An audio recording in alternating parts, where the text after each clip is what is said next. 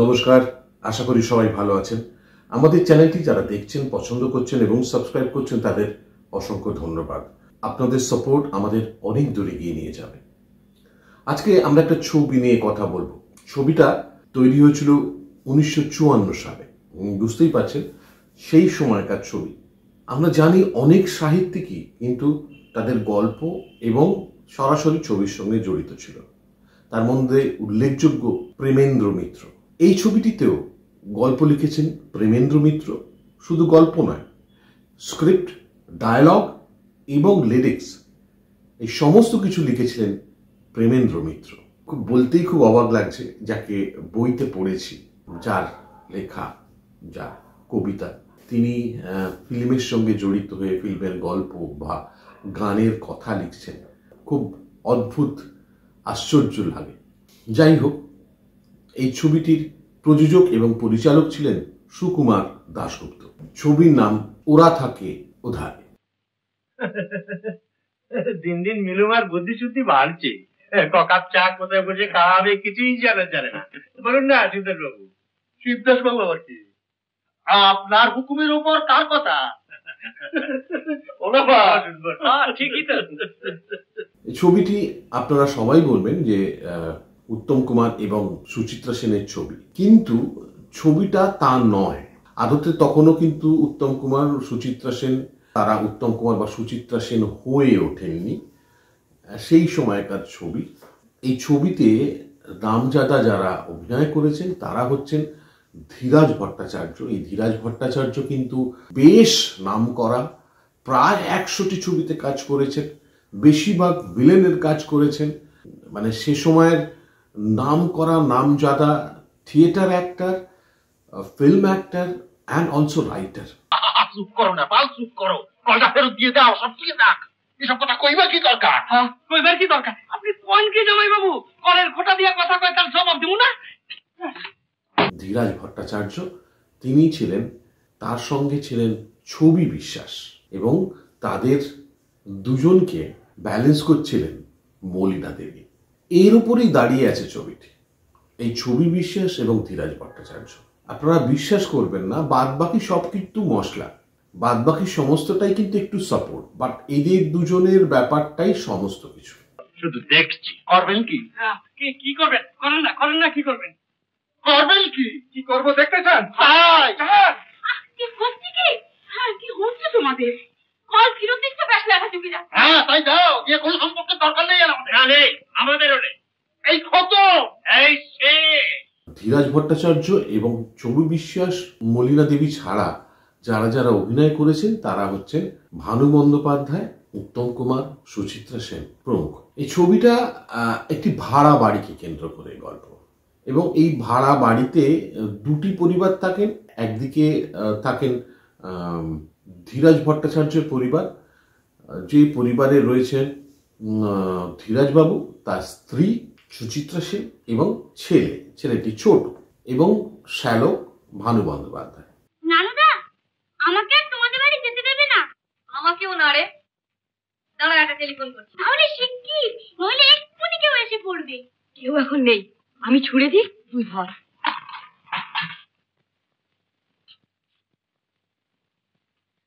কইছিলাম কি তারে? কি কইছিলাম? এদিকে রয়েছেন ছবি বিশ্বাস, তার স্ত্রী, তার ছেলে উত্তম কুমার এবং একটি বাচ্চা মেয়ে এবং তার একজন ভাগ্নে। তো যদিও তিনি সেখানকার বাসিন্দা নন, আসা যাওয়ার মধ্যে থাকেন। তো এই দুটি পরিবার কারণে অকারণে ঝগড়া বাঁধিয়ে দেয় নিজেদের মধ্যে, অথচ দেখা যায় যে এই পরিবার একে অপরকে ছাড়া বাঁচে না। কি বলবো কি, বাড়িওয়ালা বাড়িতে এসে অপমান করার পর তবে তো আসছি। জানেন, এই শিয়রের সমান না হলে আমাদের চৈতন্য হয় না। অত ভাবছেন কেন? আচ্ছা, টাকাটা কাল সকালে হলে চলবে তো? খুব চলবে। আমার বাঁচালেন হরিমোহন বাবু, বাঁচালেন। দুজনেরই অভাবের সংসার, কেউই খুব সচল নয়। এবং আরেকজন চরিত্র যাকে আমি বাদ দিয়ে চলে যাচ্ছিলাম, তিনি হচ্ছেন তুলসী চক্রবর্তী, যিনি এই পুরো বাড়ির মালিক, এবং তুলসী চক্রবর্তী কিন্তু বাড়ির ভাড়াটে। এই দুটি পরিবারের শুধু আমি অবাক হয়ে যাই, মানে কেন প্রেমেন্দ্র মিত্র এত বড় মাপের সাহিত্যিক?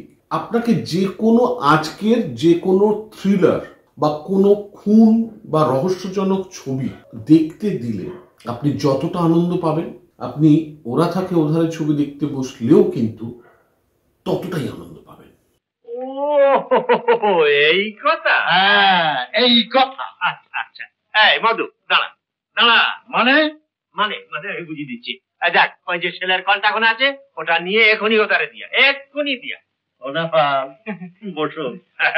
এই নে, এই নে, যাক। এমন ভাবে পরিপাক করা হয়েছে ছবিটি, দুটি পরিবারের মধ্যে চাওয়া পাওয়া না পাওয়া, কিছু দ্বন্দ্ব, কিছু ভালোবাসা, একে অপরের জন্য করা বলতে না পারা। যেমন একটা ছোট উদাহরণ দিই, ছবি বিশ্বাস ধীরাজ ভট্টাচার্যকে 200 টাকা ধার দেন, তার কাছে ছিল না বলে সেটা কিন্তু কাবলিওয়ালার কাছ থেকে ধার করে নেন। সেই টাকাটা যখন কাবলিওয়ালা চাইছেন তখন ছবি বিশ্বাসের কাছে নেই। ছবি বিশ্বাস কিন্তু চাইছে না একবারও, এত কিছুর মধ্যেও কিন্তু কখনো বলছে না যে ওই টাকাটা আমার প্রয়োজন এবারে। ও রাফাল, দেখেন দেখি কি ঝামেলা। টাকা দিতে আইয়া ইলিশ মাছ ভাতে দিতে বলছি। ইলিশ ভাতে? ও এই দেখেন, খাওয়ানোর শখ আছে 16 আনা। কয় কি বাঙালের মতো খাবো, এদিকে মাথায় বুদ্ধি তো নাই একটা। কি জিজ্ঞাসা করেন ইলিশ মাছ ভাতে কেমনে দেয়? আরে মশাই, আমি দুবেলা হাত পুড়িয়ে রেঁধে খাই, আমি সব কি জানি বলুন। আবার এর মধ্যে ধীরাজ ভট্টাচার্যও কিন্তু টাকাটা ফেরত দিয়ে দিয়েছে একজনের মাধ্যমে। সে হচ্ছেন ছবি বিশ্বাসের ভাগ্নে, কিন্তু টাকাটা সেই ভাগ্নে ছবি বিশ্বাসকে দেয়নি। তারা এসে বলছে যে বাড়িতে কাবলে আসছে, আমাদের তো কিছু করা উচিত। তারা গিয়ে কাবলিওয়ালাকে তাড়াচ্ছে। মানে টান, প্রচন্ড ভালোবাসা, প্রচন্ড টান। বাবুরা চাকরি, হ্যাঁ চাকরি নেই। তাই এমনি করে ওদের দিন চলছে। সব দিন ধরে আসবে না খেয়ে ঘরে 30 বেঁচে চলছে, তার কে জানে। চাকরি নেই আমাদের কাছে বলেছি কিছু, আমরা জানি কেমন। আমাকেই তো আসছে কি খুশি করছে তোর কোচিং আমাকে ঝগড়া, তার সঙ্গে অশান্তি, জিনিসপত্র নেওয়া দেওয়া, তার সঙ্গে একটা মোহনবাগান ইস্ট বেঙ্গলের ব্যাপার রয়েছে। ছবিটা এত সুন্দর, এত সুন্দর।